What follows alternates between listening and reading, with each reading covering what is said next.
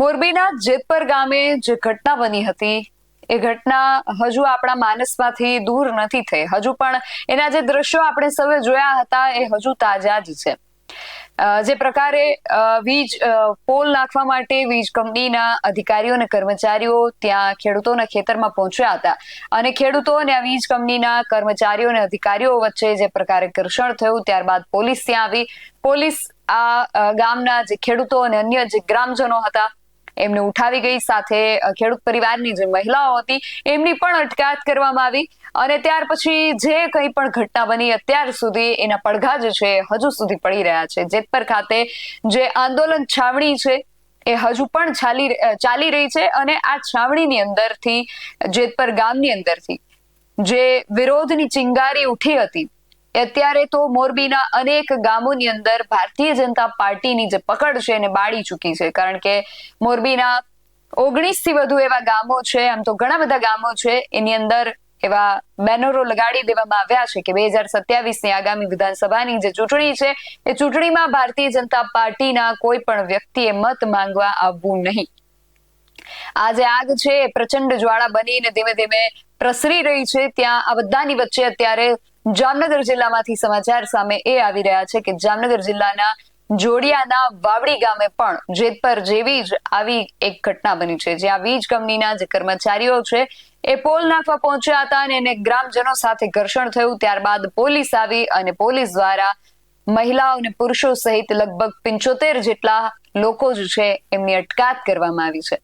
શું છે સમગ્ર વિગત તેના વિશે વાત કરીએ આ અહેવાલમાં। જય હિન્દ, BSI TV ન્યૂઝ પર આપની સાથે હું છું નિધિ ગઢવી। જેતપર ગામે જે ચિંગારી નીકળી એને પ્રચંડ જ્વાળા બની અને મોરબીના ઘણા બધા ગામોને એની ઝપેટમાં લીધા છે અને હવે કદાચ એવું પણ બની શકે કે જેતપરની આ ચિંગારી આખા ગુજરાતના ખેડૂતોને ઘર ઘર સુધી પહોંચે। કારણ કે ખેડૂતો જે પ્રકારે આ પોતાનો આક્રોશ વ્યક્ત કરી રહ્યા છે વીજ પોલને લઈને, જે પ્રકારે એમના જે આંદોલનો છે ચલાવી રહ્યા હતા અને ખેડૂતોની જે પ્રબળ માંગણી હતી અને ખાસ કરીને ખેડૂત અને પોલીસ વચ્ચેના જે ઘર્ષણના સમાચારો વારંવાર સામે આવી રહ્યા હતા એ જ પ્રકારે હવે જામનગર જિલ્લાના જોડિયાનું જે વાવડી ગામ છે ત્યાંથી સમાચાર સામે આવી રહ્યા છે કે જોડિયાના જે ગામ છે જોડિયાનું વાવડી ગામ, ત્યાં ખાનગી કંપની દ્વારા સરકારી ખરાબાની અંદર વીજ લાઈન નાખવાની કામગીરીનો ગ્રામજનો જે છે એમણે ઉગ્ર વિરોધ કર્યો હતો અને વીજ થાંભલા નાખવા જે ટીમ ત્યાં પહોંચી હતી એ ટીમનો ગ્રામજનોએ વિરોધ કર્યો।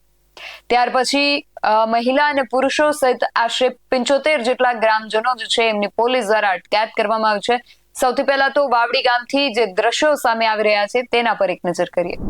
જય જવાન, જય જવાન, જય જવાન, જય જવાન, જય જવાન, જય જવાન, જય જવાન, જય જવાન, જય જવાન, જય જવાન।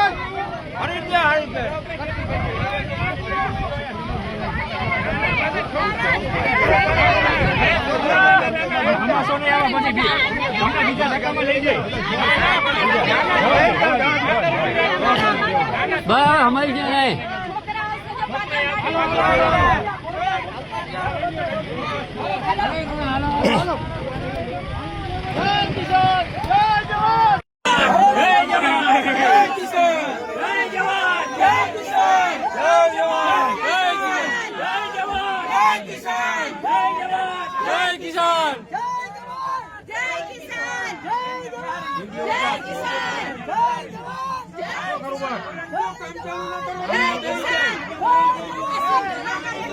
વીજ કંપનીના જે કર્મચારીઓ છે ત્યાં વીજ પોલ નાખવા માટે પહોંચ્યા હતા। જે સરકારી ખરાબાની જમીન છે ત્યાં વીજ પોલ નાખવા માટે પહોંચ્યા હતા અને ગ્રામજનો દ્વારા એમને અટકાવવામાં આવ્યા અને આ કામગીરી અટકાવવાના પ્રયાસથી જે સ્થળ હતું ત્યાં આ તંગદિલી સર્જાઈ હતી। ગ્રામજનો અને કંપનીના જે કર્મચારીઓ હતા એમની વચ્ચે ઉગ્ર બોલાચાલી થઈ અને મામલો જે છે એ વધુ બિચકાયો અને ત્યાર પછી પરિસ્થિતિને કાબુમાં લેવા માટે પોલીસનો જે કાફલો છે એ પણ વાવડી ગામે દોડી ગયો હતો। જે જગ્યાએ આ ઘટના બની રહી હતી, જે સરકારી ખરાબાની જમીન હતી, ત્યાં આજે કર્મચારીઓ અને ગ્રામજનો વચ્ચે આ ઉગ્ર બોલાચાલી ચાલી રહી હતી ત્યાં પોલીસ પહોંચે છે અને લગભગ 75 જેટલા ગ્રામજનો જે છે એમાં મહિલાઓનો પણ સમાવેશ થાય છે. બધાની પોલીસે અટકાયત કરી છે અને આ અટકાયત થઈ છે એ પછી વાવડી ગામની અંદર ખૂબ રોષ જે છે એ ફેલાયો છે અને અત્યારે ખૂબ ચર્ચા જે છે એ થઈ રહી છે.